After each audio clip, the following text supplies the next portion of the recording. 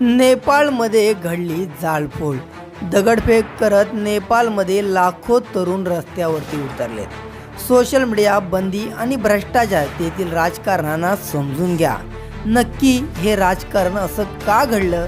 लोक रस्त्यावरती का उतरले? नक्की यामागे कोण जबाबदार आहे? सर्व काही जाणून घेणार आहोत आजच्या व्हिडिओमध्ये।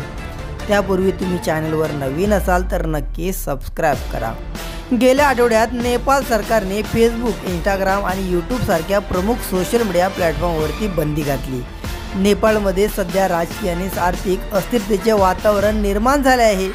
पंतप्रधान के.पी. शर्मा ओली यांच्या सरकारने प्रमुख सोशल मीडिया प्लॅटफॉर्मवरती घातलेल्या बंदीमुळेच देशभरात तरुणांचा संताप उसळला।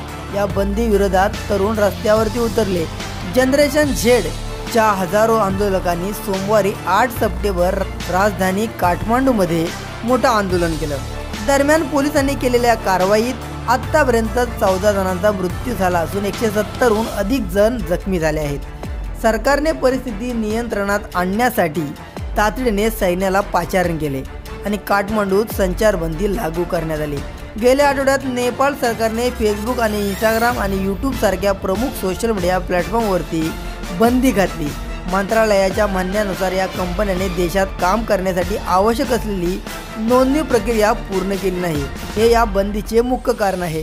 मात्र सरकारने घेतलेल्या या निर्णयामुळे जेन झेडमध्ये मोठा रोष निर्माण झाला आणि सोमवारपासून हजारो तरुणी रस्त्यावरती उतरले। सोशल मीडियावरती बंदी आणि ॲपवरती बंदी घातल्यामुळे संतप्त झालेल्या तरुणांनी थेट संसद भवनाकडे कूच केली। त्यांनी पोलिसांचे बॅरिकेड्स तोडून पुढे जाण्याचा प्रयत्न केला। हे आंदोलन फक्त सोशल मीडियापुरते बंदीपुरते मर्यादित नसून भ्रष्टाचार विरोधात आणि सरकारची हुकुमशाही वृत्ती दूर करण्यासाठी आहे, असं आंदोलकांनी सांगितलं। सोशल मीडियावरती नाही तर भ्रष्टाचारावर बंदी घाला, अशा घोषणा देत आंदोलक लाल आणि निळे ध्वज हातात घेऊन गर्दी करत होते।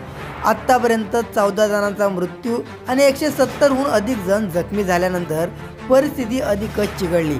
त्यामुळे सरकारने तातडीने सुरक्षा दलाची बैठक बोलावली। या बैठकीनंतर राष्ट्रपती आणि पंतप्रधानांच्या निवासस्थानाबाहेर मोठ्या प्रमाणात सैन्य तैनात करण्यात आले आहे। तसंच शहरातील काही संवेदनशील भागामध्ये रात्री 10 वाजेपर्यंत संचारबंदी लागू करण्यात आली आहे। आंदोलनकर्त्यांना पांगवण्यासाठी पोलिसांनी अश्रुधुराचे गोळे आणि पाण्याचा माराही केला। तर मित्रांनो, सोशल मीडिया बंदीचं कारण काय होतं?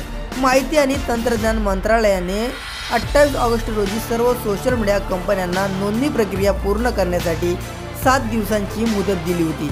मात्र मुदत संपल्यानंतर Meta, Facebook, Instagram, WhatsApp, alphabet आणि यूट्यूब, एक्स पूर्वीचे ट्विटर, रेडिट किंवा लिंक्डइन यापैकी कोणत्याही जागतिक प्लॅटफॉर्मने अर्ज सादर केला नाही। त्यामुळे सरकारने हा निर्णय घेतला। त्यानंतर नेपाळच्या तरुणांचा संताप केवळ सोशल मीडिया बंदीपुरता मर्यादित नाही, तरुणांसाठी ही बंदी म्हणजे त्यांच्या दीर्घकाळ असंतोषाचा स्फोट आहे। या बंदीने तरुणांच्या रागाला एक नवीन दिशा दिली आहे आणि तो आता भ्रष्टाचार, हुकुमशाही आणि सरकारमधील जबाबदारीच्या अभावावर टीका करणाऱ्या एका मोठ्या आंदोलनात बदलला आहे। 24 वर्षीय विद्यार्थी युजन राज भंडारी यांनी एफला सांगितलं की आम्ही सोशल मीडिया बंदीमुळे आम्ही संतप्त झालो, पण केवळ तेच कारण नाही।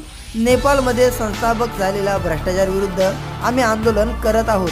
त्यांची ही प्रक्रिया एका पिढीच्या भावनांना व्यक्त करते, जी राजकीय नेत्यांमुळे निराश झाले आहे। 20 वर्षीय विद्यार्थिनी सक्षम तुमरोको म्हणाली, आम्ही सरकारची हुकुमशाही वृत्ती सहन करणार नाही। आमच्या आधीच्या पिढीने सहन केले, पण हे आमच्या पिढीजवळ संपलं पाहिजे।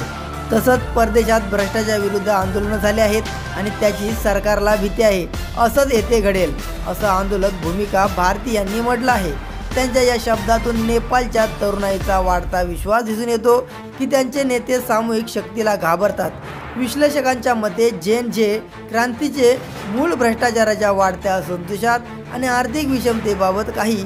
सरकारने सोशल मीडिया बंदी घालण्याचा घेतलेला निर्णय केवळ एक निमित्त ठरला, ज्यामुळे डिजिटल युगातील तरुणाई पडद्यातून बाहेर येऊन रस्त्यावर उतरली आणि त्यांनी संघटितपणे प्रतिक्रिया दिली।